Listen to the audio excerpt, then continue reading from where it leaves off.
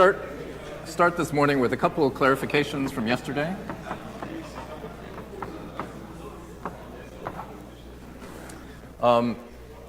So yesterday we started talking about tensors. Now the way that so just sort of the first one is the way that I had started introducing tensors was talking about the outer product of two vectors. And then from this, I then wrote down a transformation rule which applied to the outer product of two vectors. But actually, it turns out that, well, in terms of the transformation rule, this is actually general to tensors.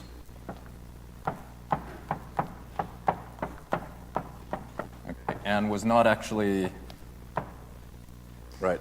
So, yeah, I would say that looking at this kind of inspired the transformation rule, but this is actually general for rank 2 contravariant.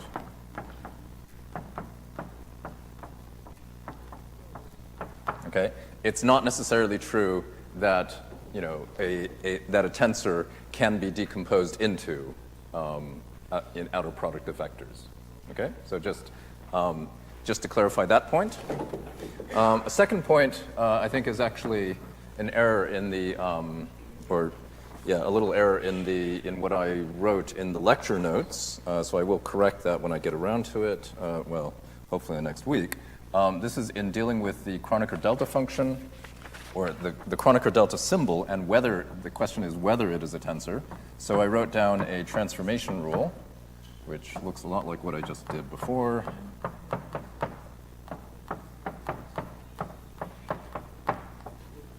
Right, M, N, we'll give that M and N. Okay, so yeah, if you define something which is just like, a rank 2 covariant tensor and give it the name delta, fine, right?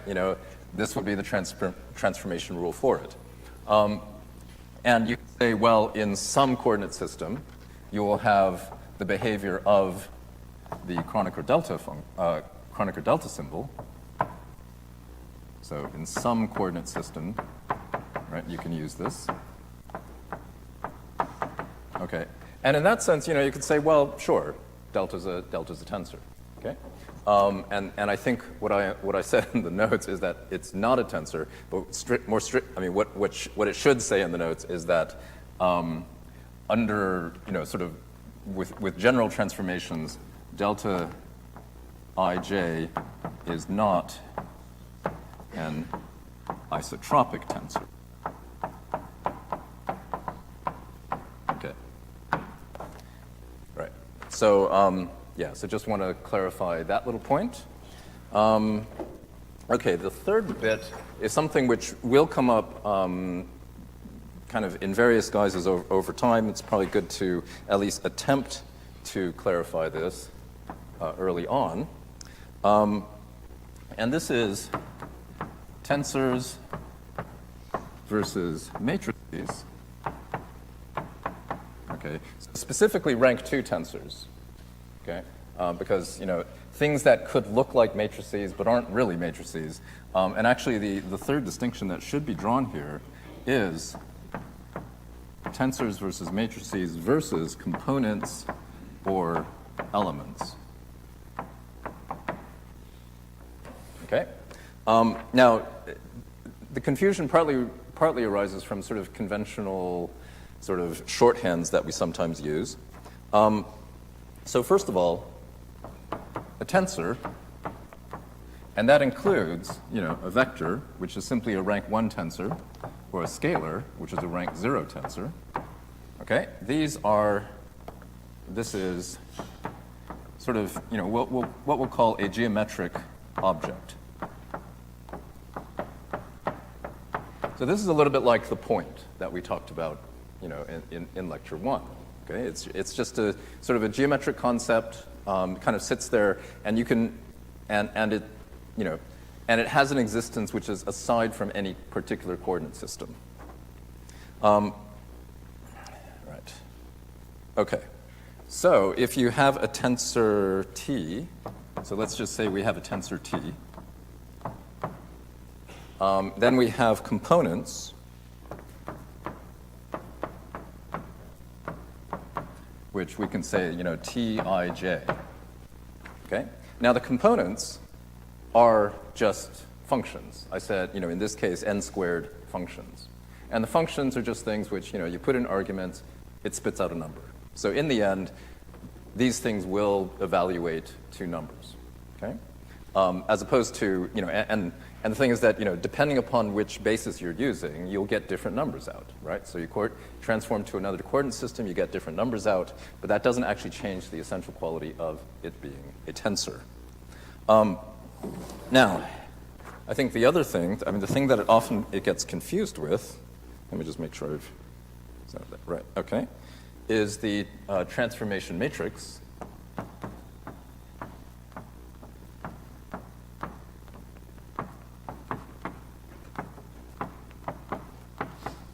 Right. I think earlier I had written lambda ij. Yesterday, though, I had sort of written a bunch of matrix elements and made them the elements of A. Okay, so you would have you would also have. Sorry. Yesterday I had a matrix A with elements A, I, J. Okay, so this is when we were talking about Euclidean space and all that kind of stuff. Right. Now this is not a tensor. It is, and these indices, these are just the indices into the elements. Okay, so sort of analogous to this. We should be a little bit clear here. Lambda is a matrix. Lambda ij are the elements.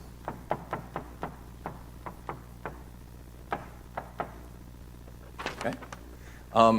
Again, because they're elements, they're just functions. You can put in arguments, spits out numbers. Okay. But they don't.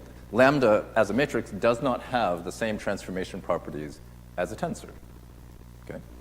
Now, one of the reasons why this gets a little bit, or one of the shorthands that we use, which can sometimes make this confusing, is the fact that oftentimes, if you look in the literature, we will actually talk about, sort of informally, we'll talk about the tensor Tij. Okay? Strictly speaking, Tij, of course, are just the components. In this sense, I would actually say that these little indices, which of course aren't being summed over, they're not actually performing any function there. This is just more like a typographical convention that indicates to you that this is in fact, that we are actually talking about a tensor, the fact that it has indices. Just because you can't change font for everything or else your text looks kind of weird. Similarly, we will sometimes, say, oh, okay, well, we're talking about the lambda matrix, but we'll just, write it with these indices just to indicate that it is, in fact, a matrix. Okay, so as I said, typographical convention, which can sometimes confuse things. Hopefully it will be kind of clear in context. Now, one other thing to go with that, however, is that, you might say matrix algebra is, or, using these things, is not just, it can actually be sort of something that makes calculations convenient. So sometimes we will, in fact, write out the components of a tensor with, kind of like in matrix form, okay? So you might say, we're just going to make this as confusing as possible, right? So, you might say, let's take Lij, which is, which we will run into later on. This is an angular momentum tensor. But, let's say I just want to write out the components. So that would be Lz minus Ly, Lx. This is a skew symmetric, happens to be skew symmetric. Okay? Right. Now, this sort of just confuses everything, right? Because what we're really talking about is a tensor, and it just happens to have these components. Okay? Now, we could be really pedantic about this and say, well, to avoid the confusion with the matrices, we can say, well, okay, we're going to say L11 is equal to L22 is equal to L33 is equal to 0. And then we'll say that L12 is equal to LZ, et cetera, et cetera, et cetera. But, given that this is a rank 2 matrix, rank 2 tensor, this is just a convenient way of writing it out. Okay? And that then kind of, plays a role in expressions that we saw yesterday. Going back to that delta ij bit, right? We had this relationship, okay, where here we have matrix elements,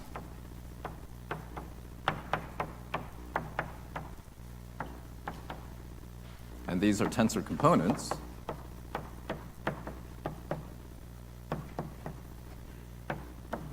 And this is perfectly legitimate to write out because, as I said, whether they are tensor components or matrix elements, these are just functions, they just spit out numbers. So this is actually just inequality. This is a relationship between numbers. The numbers happen to be tensor components on one side, matrix elements on the other side. Now, find a little bit of calculational convenience is that this expression looks a lot like matrix multiplication, except for the fact that the index, that's an M, right? Except that the index that you're summing over are not the interior indices. So you sort of have to, if you're going to make this look like a matrix operation, you will need to write this in a slightly different way. So you say A transpose. Now that's going to be IM, and then AM, J. Okay? And this calculation, of course, is just the slightly long version of a matrix calculation, a matrix multiplication, which is simply this. Okay? Now, if you think about the definitions, again, we've just sort of confused things because these are matrices. This is supposed to be, standing in place of a tensor. But what has happened is that I've taken a mathematical relationship between the tensor components and matrix elements, and just for calculational or notational convenience, I've rephrased it as a matrix equation because it's just easier to calculate these things. Okay? And that's really just what's going on, and we'll sort of switch between these things. Usually the fact that something is a tensor or a matrix will be clear from context. And then, to do calculations, we tend to reduce it down to something a little bit, something we're familiar with, which in this case is matrix algebra. Okay? Right. Was there any question? Right.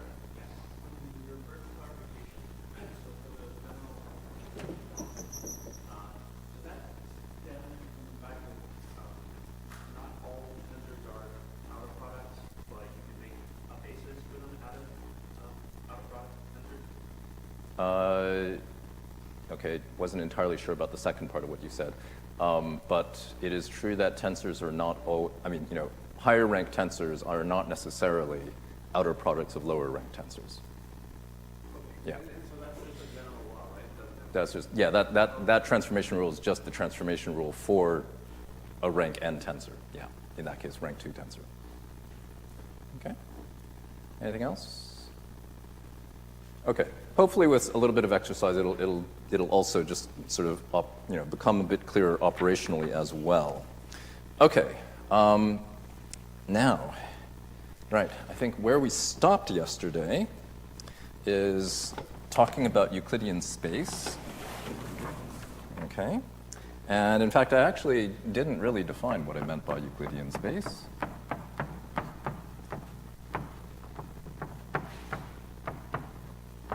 Okay. Right. This is where, well, okay.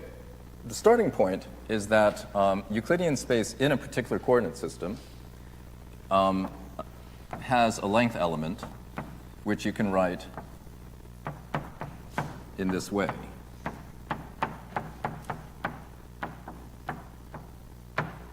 Okay?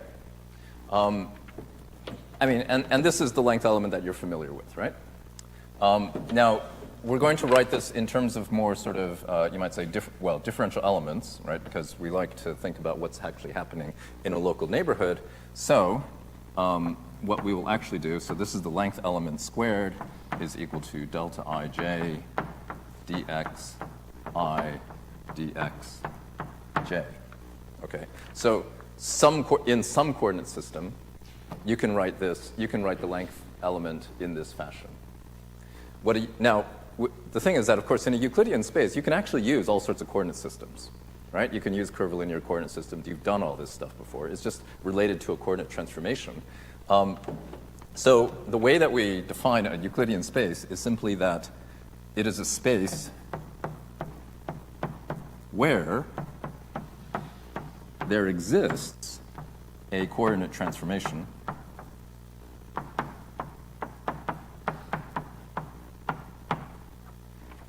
to coordinates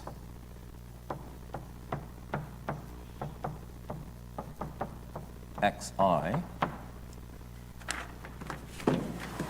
f such that, and then I will just point back to that thing. Okay? So all it says is just that it doesn't matter what coordinate system you're actually using, as long as there is a coordinate transformation which gets you back to this way of writing your length element, that is a Euclidean space. Okay? Which of course means that, not surprisingly, a non-Euclidean space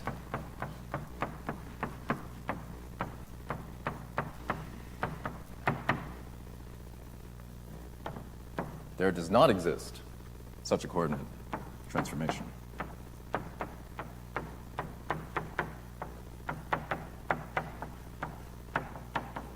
Okay? And of course, nature being nature, most of our discussion later on will be, in fact, about non-Euclidean spaces. Right. Now, we were going to try to generalize our geometry, however, from what we sort of like to think about in terms of Euclidean space, to the non-Euclidean area. And the way we do that, I mean, we have to ask, what are we actually trying to generalize? All right, so to generalize,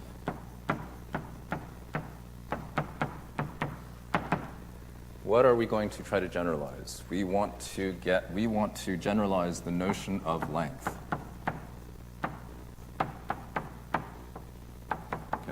And that is why we're going to replace the delta with something a little bit more generic, and then we'll talk about the properties of that. So we'll say we will write down a length element in this form.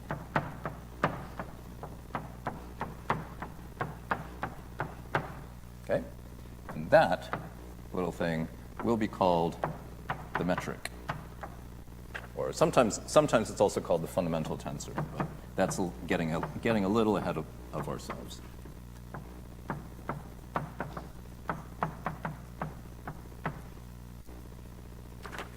Okay? All right.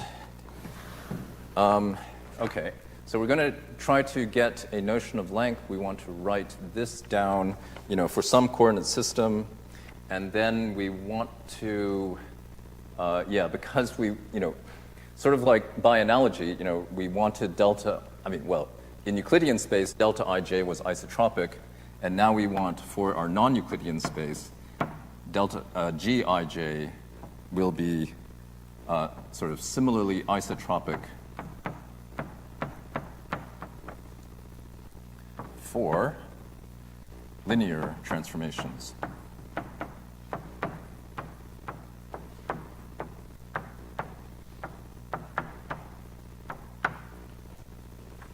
Okay, so just to summarize that, we're trying to generalize this notion of length, and that notion of length is going to be sort of encapsulated in this relationship with Gij, and that Gij is going to be isotropic because that way we can evaluate the length in any coordinate system. Okay? I mean, basically, it's the same way of evaluating length in all coordinate systems. Right. Okay, so let's talk about some properties of this Gij. Let's just go on. Okay, so first of all, the question is Gij a tensor?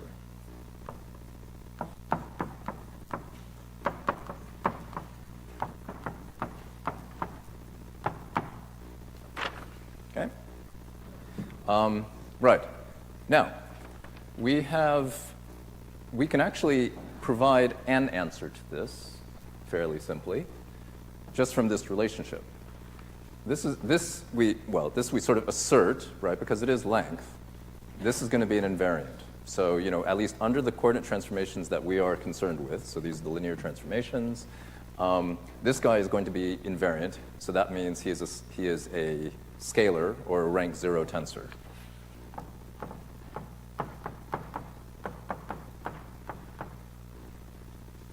Okay. Now these guys are vectors, okay, or rank 1 tensors.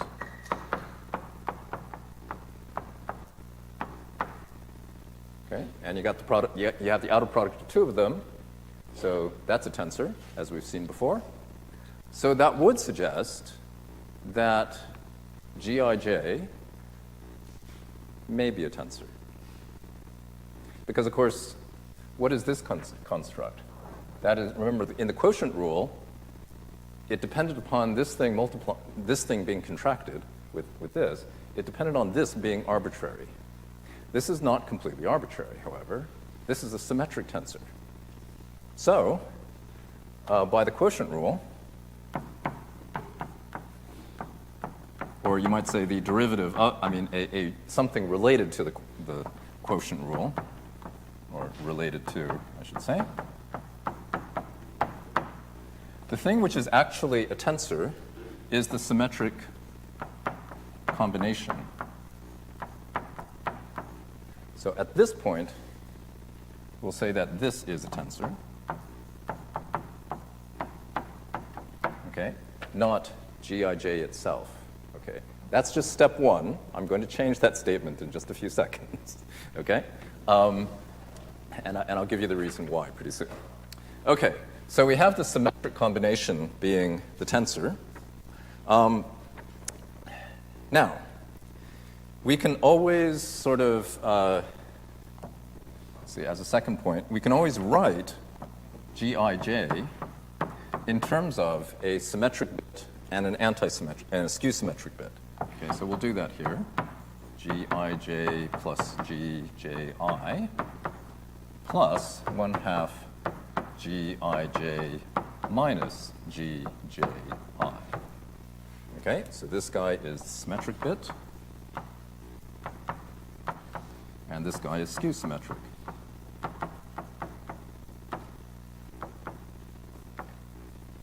Okay. Now, the reason why we want to do this is because we then want to see what the effect on the length is, right? Because we had this ds squared is now, it's equal to Gij dxi dxj. If we plug all this stuff in, right, notice that because this is symmetric, right, the outer product here is symmetric in these indices, that actually means that the skew-symmetric part has no effect in calculating the length. The only thing which actually changes, so the only relevant part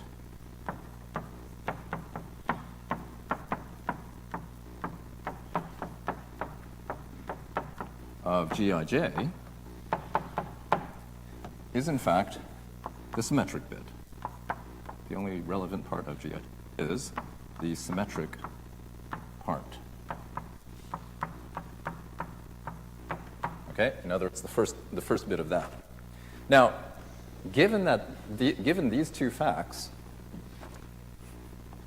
right, that gives us a little bit of freedom, since the skew-symmetric part is irrelevant.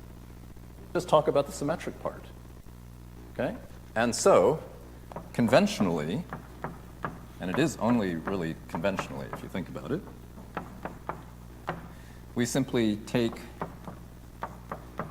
Gij to be a symmetric rank 2 covariant tensor.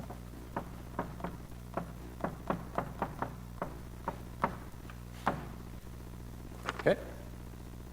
Right. So this is the thing that you ought to actually remember. If anyone asks you, Gij is in fact a symmetric tensor, just because we can choose it to be so. Okay? Yeah. Well, because if you flip I and j, it's the same thing. Yeah. Okay? Right. So let's see. Yeah. Okay. So we are going to talk about Gij being symmetric, and I think we are going to take a short break right now with that little conclusion. Okay. Right. So you can put your pencils down. Pens, sorry. Right, now yesterday we were talking about the reduction to fewer dimensions and what that might look like.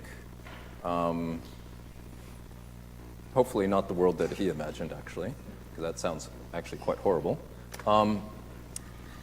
Right, now we can also go in the other direction, right? I mean, so imagine you were sort of, Mr. Square there, and you were being confronted with a being from the third dimension. Right. Well, so how do we actually, so now let's think about that. To us, 4 dimensions plus 1 more, how do we actually sort of see or feel or touch, interact with that extra dimension? Because one thing that you learn I don't know if it's really been quite hammered into you yet, certainly this is an issue in particle physics, that if you just sort of make up new physics, you don't get to just limit the effect of that physics to the problem you're trying to solve. Okay? Whatever new physics you invent affects everything.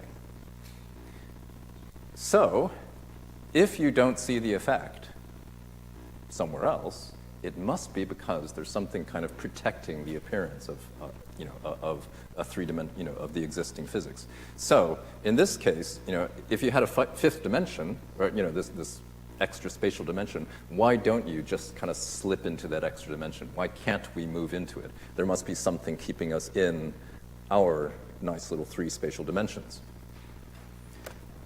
Okay? Now, the thing is that people have been playing with this idea for, well, as I said, for a long time. So, these are papers that are, gosh, 100 years old. Some people noticed that, this guy, Kaluza, Theodore Kaluza and Oscar Klein, they noticed that if you were to take your good old 4-dimensional space-time and you just extended it by 1 more spatial dimension and then put some things in that extra dimension, you could actually come up with a unified description of electromagnetism along with gravity. Which is pretty exciting, okay? We're still struggling with this. Okay, gravity still doesn't play nicely. This was a very nice idea, and it's something which, even 100 years later, we always keep on resurrecting this idea because this is the only place where we've really figured out that they kind of work. Anyway, but of course, even 100 years ago, they realized, well, people aren't just slipping into the 5th dimension, so what's keeping us here? Their proposal was that you would take this 5th dimension and you would tightly curl it up, okay, way down to some really, really small size, and then you would impose a periodic boundary condition, and then you can, then the reason why you are not actually just slipping into that extra dimension is because you need a lot of energy to get down there. Now remember quantum mechanics, do you remember, in quantum mechanics, right? You had your, you did learn about the Bohr atom, right, in quantum mechanics? Yeah, okay. It's kind of not really that great as an atomic model, but but it's a beautiful argument, right? So, if you're going to, the idea there was that you would set up these periodic boundary conditions going around your nice little circle. So in order to get into the extra dimension, you would actually have to get, and if this is really small, you would have to get very, very high energies to be able to see the effect. Okay, so that was their argument.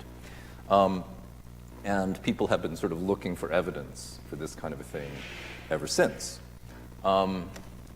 So, yeah, okay, we have not found, basically what this sets up is that if you can actually inject energy into, as a standing wave into this extra dimension, you should actually see a nice sort of resonance. So that's why we talk about sort of these extra particles coming out as evidence of higher dimensions. Now, this idea has sort of other versions. So a little while later, well, kind of just late part of last century, people realized, well, these guys in particular, they realized that, we haven't actually probed gravity down to a really small dimension, so maybe we'll just kind of like hide that curled dimension down at the 1 millimeter scale instead of the Planck scale. And there were some other ideas that maybe there's just a force that's just keeping you there. We don't know what it is. It's just a force. We'll figure all that stuff out later. But if there's a force, then maybe here are some implications of it. Actually, the key bit in this theory was that the force was keeping all the standard model particles, including ourselves, in our nice space-time, but gravity just kind of tends to leak out. Okay? And that would actually help explain why gravity is so weak, because, of course, we don't see all the force-carrying particles of gravity because they're leaking out into the bulk space. So, very interesting idea. There have been a couple of varieties on this one. And just to mention, I was going to talk about one. Maybe I'll talk about one of those ideas, which actually became fairly important later on. But just couldn't resist this. You might say, among the things of funny things on the way to work. Now, every morning, basically, a whole bunch of us, we just look through the preprints that came out the previous night.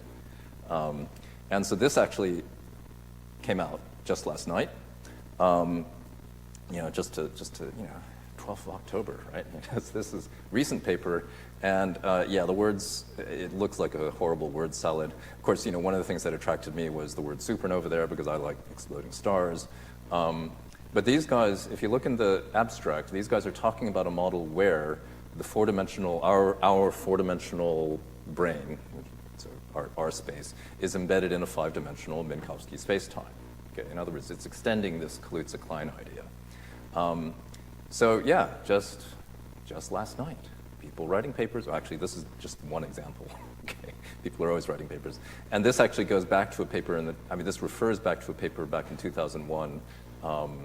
And lo and behold, look at that line element, metric tensor, dx and dxa, dxp, right? All that stuff that you just learned about. Okay, so you are getting really close to reading all these papers. Okay, so I would recommend, I certainly do recommend to all the graduate students that just every morning they have certain preprint servers that they just go and they look at and read through all the abstracts, or read through at least all the titles every day. Perhaps for you, maybe it's another year or two. Okay, before that becomes kind of like something you do for enjoyment. But you could. First few days, it'll just go over. It will go over your head. But after a while, the words will start making sense. I never heard of this age graphic word. That seems completely made up. But yeah, it does refer to something very specific. It refers to the late time cosmic acceleration, which people are kind of really worried about right now. But anyway, yeah. So after a while, you start realizing what all these words mean, and then it becomes a little bit more fun to read through all this stuff. Okay. Anyway, yeah. I think that was our break for today. It's kind of too much fun. I spent too much time talking about that. Okay. Right. I'm not going to take any questions about 5D because you'll get to. Actually, for some of this really great stuff, save it for Professor Balbus next term. I'm sure that he'll really appreciate these kinds of questions. Okay. So pick up your pens again. we will go back to thinking about that metric tensor. Right, okay. So, something to go along with, well, I mean, actually, we've sort of exhausted the metric tensor itself. We are going to talk about something related, I mean, various things that are related to this. So I referred to Gij as, I mean, I did refer, well, yeah, the fundamental tensor. Okay, now we unapologetically call it a tensor.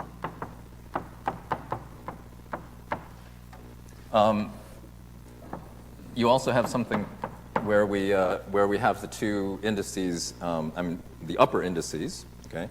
And we'll call this the reciprocal of the fundamental tensor.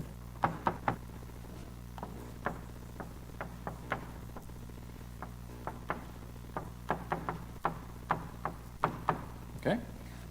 And this is defined by the relation. So defined by the relationship that Gij contracted with Gjk gives you back your Kronecker delta. Oh, sorry. I keep on doing this. That's an I. Okay. Gosh, I even have it wrong in my notes. Okay. Anyway. Yeah. Now, this is so defined to be that way.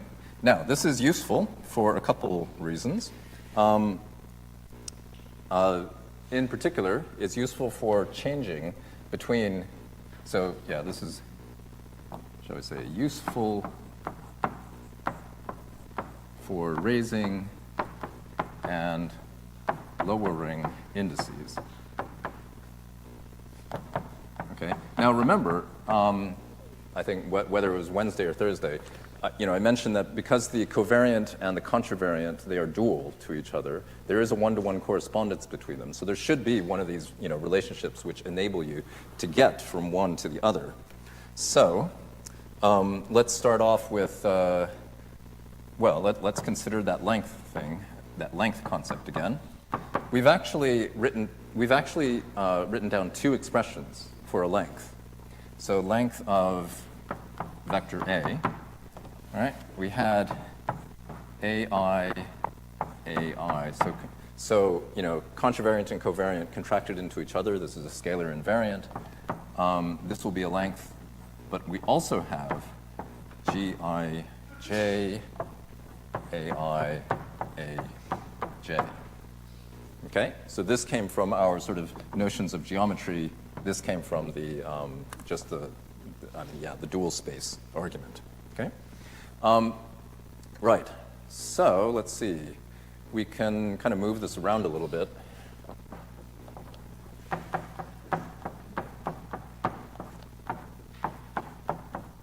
Okay. And this allows us to write, or just identify AI, A with the lower I, is equal to Gij, AJ with the upper index. Okay? So if you have a set of contravariant components and you want to change them to, and you actually need the covariant ones, then you can basically contract it with with metric tensor. Okay?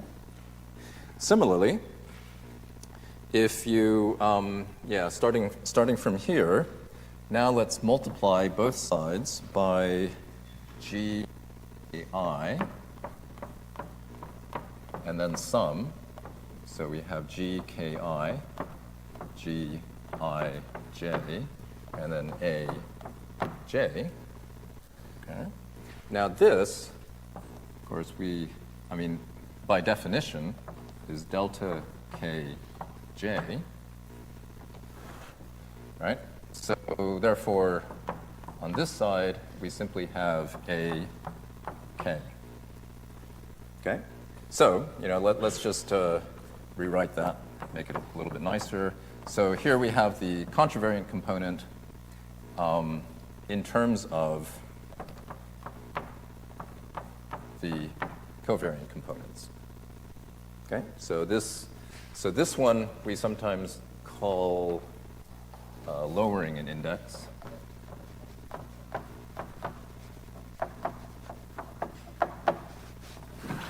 And this guy is raising the index.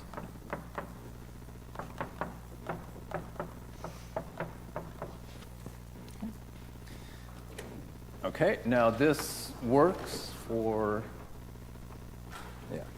so this works not just for vectors, also works for higher rank tensors. So I'll just write down the rules here. So let's say you had, let's say A, B, J, C, D. Okay, so here we've got rank 5 tensor. So just to keep things straight, we're going to put little dots in there just to keep the slots nice and tidy. And this guy will simply be T, A, B, I, C, D. Okay? And similarly, you can also raise, so G, I, J, T, A, B, J, C, D, will just get you back your T, A, B, I, C, D. Okay? Okay, and then finally, something that you can, just kind of like a little useful tool that you can prove. We can, what we call flipping a contraction.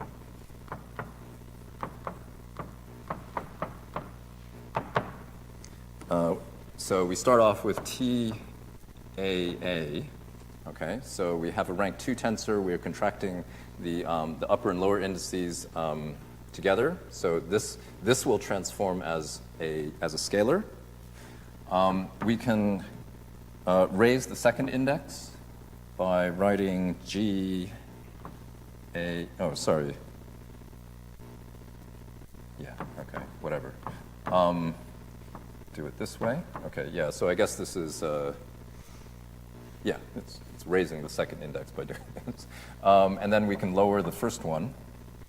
So still have GAB here. Here we have GAC, TCB.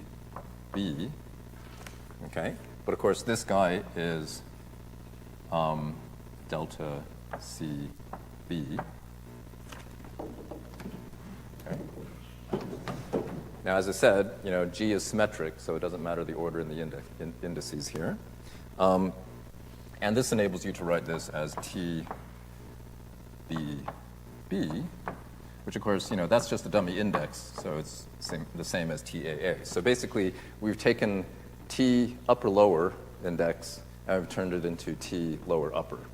Okay? So this can sometimes just be useful if you're just worried about where your indices are. Okay. Now, let's see.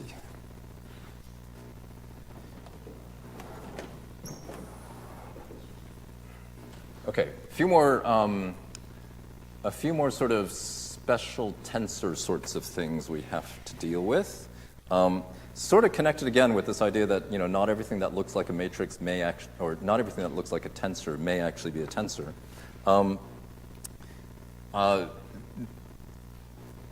So we're going to talk a little bit about gradients. Okay, now. We actually had, we've seen this before because we had, in fact, originally talked about covariant matrices, or covariant, I'm switching this. Covariant tensors in terms of the gradients of a scalar function. Okay. A shorthand for this that is oftentimes seen is just this. Okay, where now this becomes a differential operator where, the fact that this is the derivative with respect to a contravariant component, gives you a covariant component in the result. Okay. Now this guy, we know from past experience, this actually transforms as a rank 1 covariant tensor, okay, or covariant vector. But then the question is, what about something that looks like this? Okay, so now this is actually the gradient of a vector field. Right, well, let's see. So we'll pose the question, is this a tensor? So let's write down let's check it with the transformation rule. So we're going to try to write something that corresponds to sort of a transformed differential operator of a transformed field. Okay? So we can, a little bit more explicitly, we say this is del A bar J over del X bar I. Okay? This is going to be equal to, just using the chain rule in the first, for the differential, so dx A, dx bar I, and then dx A. Okay, so that's just unpacking the derivative. And then we get to unpack the A bar. So the transformation of that is del X bar J over del X B A B. Okay. Right, so here we are using just the product rule, and so we get del X A, del X bar I. Let's do the derivative with respect to A first. So we have this.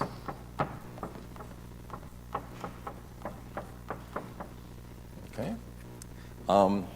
And if this was all there was, then this actually does look like the transformation rule of a second rank tensor. Sorry, wait. Actually had to do the derivative, right? Because this guy is actually del A B, right? So this bit looks like that transformation rule for the second rank tensor, but the problem is that you also have something else in there, which I will somehow write on the board. Okay, so sorry about this. We're going to add this other term, which is del x a. So that first bit is the same. And then you get a second derivative of x bar j with respect to xa and xb. And then you just have your a, b. Okay. So this term, of course, is what ruins the whole thing. But fortunately, again, going back to our usual cop-out, if we restrict ourselves to linear transformations,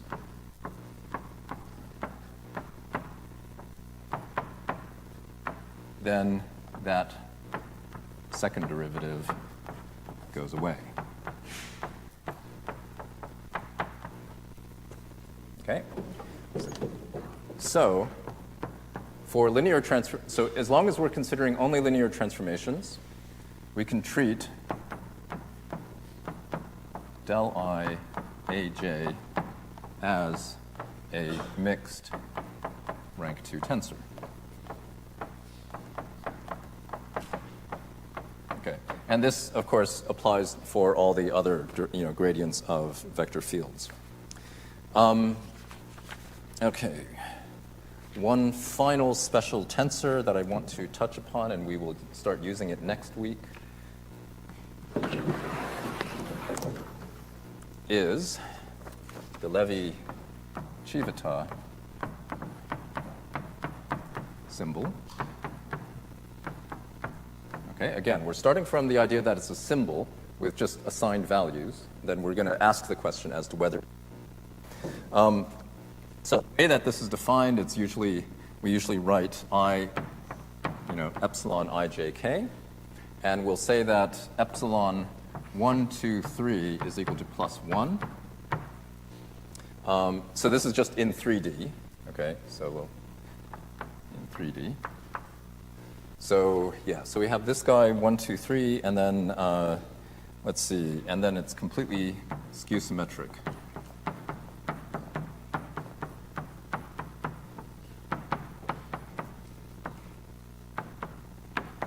In all indices. Okay, and that means that the values will be +1 for all even permutations of 1, 2, 3, and then it's -1 for odd permutations, and then 0 otherwise. Okay, so question is can this possibly be a tensor? So again,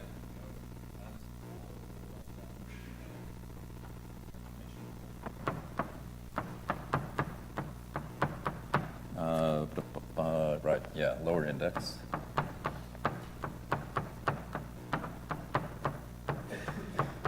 Okay, and I think we'll give this ABC for the dummies, and then epsilon ABC. Now we're going to, these are transformation matrices.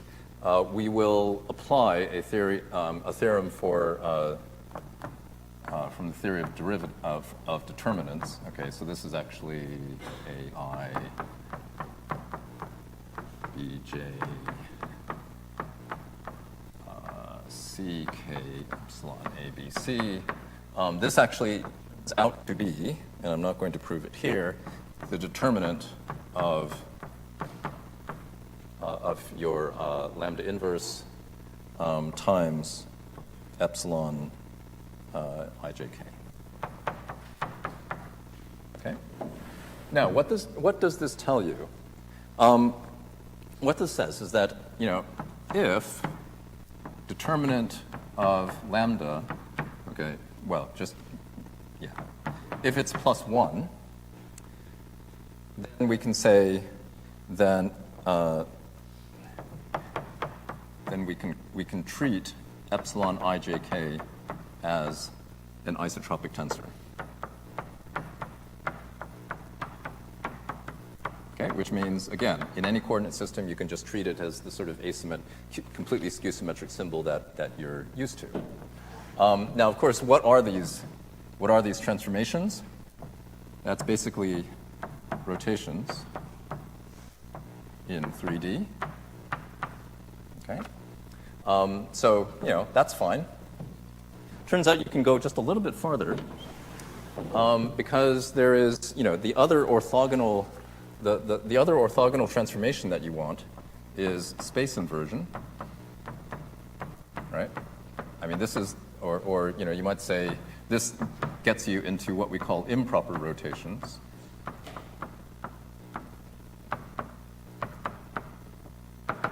Now, for this, the determinant lambda is actually equal to -1. Okay, so for improper rotations.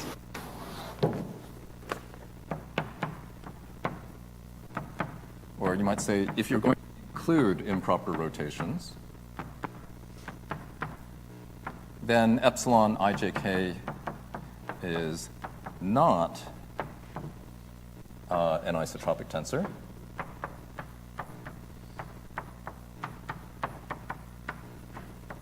Okay. But it turns out this is actually a pretty useful case anyway. Okay. There are a bunch of things that, and again, we'll see this in sort of the examples of physics tensors next week. There are a bunch of things where they sort of, they transform in the way that you usually expect for all the sort of proper rotations. But then for the space inversion, you may get a sign flip and you may not, right? So vectors tend to flip sign, for instance. There are other things which generally don't. Okay, in fact, just to use an example which you're probably familiar with, so angular momentum.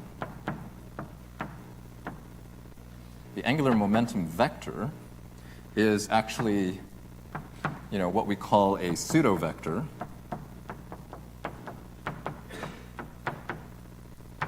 Because when you do a space inversion on angular momentum, it actually doesn't change sign. Okay, as opposed to like position or momentum or something like that, regular momentum, which does. So here, if we sort of extend if we want to extend our transformations, we can actually, let's see, so including proper and improper rotations.